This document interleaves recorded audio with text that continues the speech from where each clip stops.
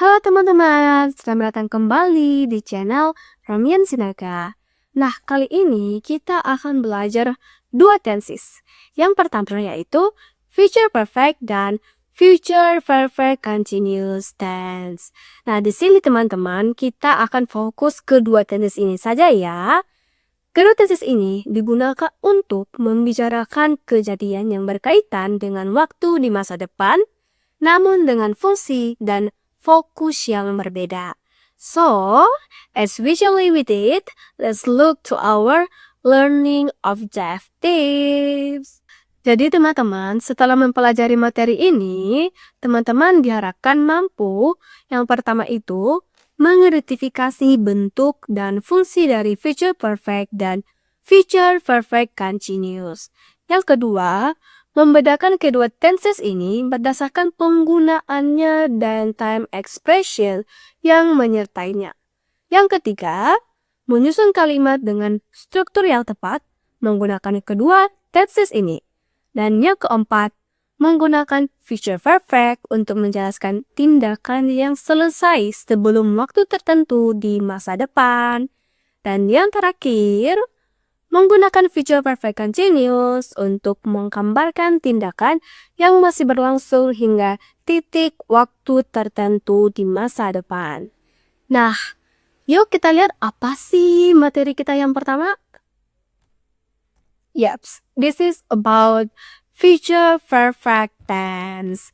Nah, di sini future perfect digunakan untuk menggambarkan sebuah tindakan yang akan selesai sebelum waktu tertentu di masa depan.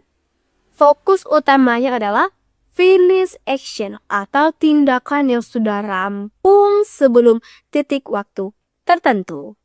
Nah, untuk menggali lebih dalam, yuk kita lihat the next material. Yaps, di sini kita akan mempelajari bagaimana membuat future perfect ini. Jadi teman-teman, untuk strukturnya will plus have plus verb 3 atau past participle. Contohnya seperti gone, finish, written, and eaten. Jadi teman-teman, di sini ada bentuk-bentuknya. Yang pertama, bentuk afirmatif atau positif. Di sini menggunakan pola subject plus will have plus verb 3. Contohnya, she will have finished the report. Untuk bentuk negatif menggunakan pola subject plus will not have plus verb 3. Contohnya, they will not have arrived by 9 p.m. Dan untuk bentuk pertanyaan, will plus subject plus have plus verb 3. Contoh, will you have completed your homework by tonight? Nah, ini untuk formnya, bentuk-bentuknya. Sekarang, let's look to the next material. Nah, di sini kita akan belajar how to use future perfect. Ingat ya teman-teman, future perfect digunakan dalam 3 situasi utama. Pertama, untuk menunjukkan bahwa suatu tindakan selesai sebelum waktu tertentu di masa depan. Contohnya, by next Monday, I will have submitted the assignment. Yang kedua, untuk memberikan prediksi mengenai hasil yang sudah selesai pada masa depan. Contoh, she will have graduated by the time she turns 22. Yang ketiga, untuk menunjukkan perkiraan terhadap tindakan yang sudah terjadi sebelum suatu peristiwa berlangsung di masa depan. Contoh, they will have left already when we arrive. Nah, untuk memperdalam, yuk kita lihat the several examples. Di sini ya teman-teman ada beberapa contoh tambahan. Di sini bisa kita lihat, by 10 o'clock he will have cooked dinner. We will have traveled to 3 countries by next year. And the last, she will have read the book before the test. Semua contoh ini menunjukkan tindakan yang selesai sebelum titik waktu tertentu. Nah, teman-teman, di sini kita sudah mempelajari mengenai future perfect. Yang selanjutnya, future perfect continuous. Nah, ini untuk part 2-nya ya, yang tadi future perfect untuk part 1.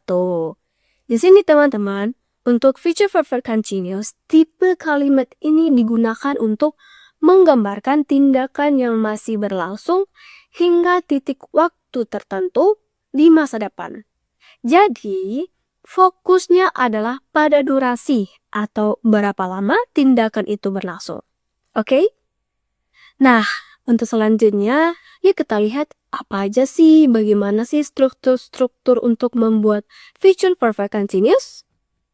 Nah, ini nih teman-teman untuk materinya. Struktur future perfect continuous adalah will plus have been plus verb egg. Sama seperti yang tadi, ini juga punya bentuk-bentuknya. Yang pertama, untuk afirmatif, subject plus will have been plus verb ing. Contoh, she will have been studying for 3 hours by note. Bentuk negatifnya, subject plus will not have been plus verb ing. Contoh, he will not have been working there for long. Dan untuk bentuk pertanyaannya, polanya adalah will plus subject plus have been plus verb ing.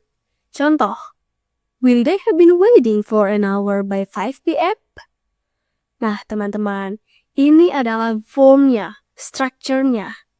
For the next one, we will discuss about how to use future perfect continuous. Jadi, seperti yang bisa kita lihat ya di slide-nya, terdapat 3 penggunaan utama dari future perfect continuous. Yang pertama, menunjukkan durasi sebuah tindakan hingga waktu tertentu di masa depan.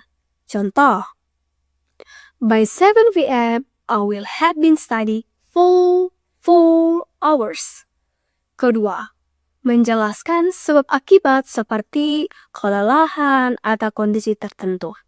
Contoh, she will be tired because she will have been working all day. Dan yang ketiga, menunjukkan aktivitas jangka panjang yang masih akan berlangsung hingga masa depan. Contohnya, by next month, they will have been living in Jakarta for a year. Nah, ini teman-teman untuk how to use-nya. Teman-teman boleh lihat contoh-contohnya ya untuk mendapatkan poin perbedaannya apa saja. Oke? For the next material, we will discuss about a differentiation between the two tenses, yaitu future perfect and future perfect continuous. Teman-teman boleh lihat ya untuk tabelnya ini supaya dapat perbedaannya lebih dalam lagi. Nah, teman-teman, seperti yang ada di tabel ini, future perfect berfokus pada tindakan yang telah selesai sebelum waktu tertentu. Strukturnya adalah will have plus verb 3. Sementara itu, future perfect continuous berfokus pada durasi sebuah tindakan yang masih berlangsung hingga masa depan.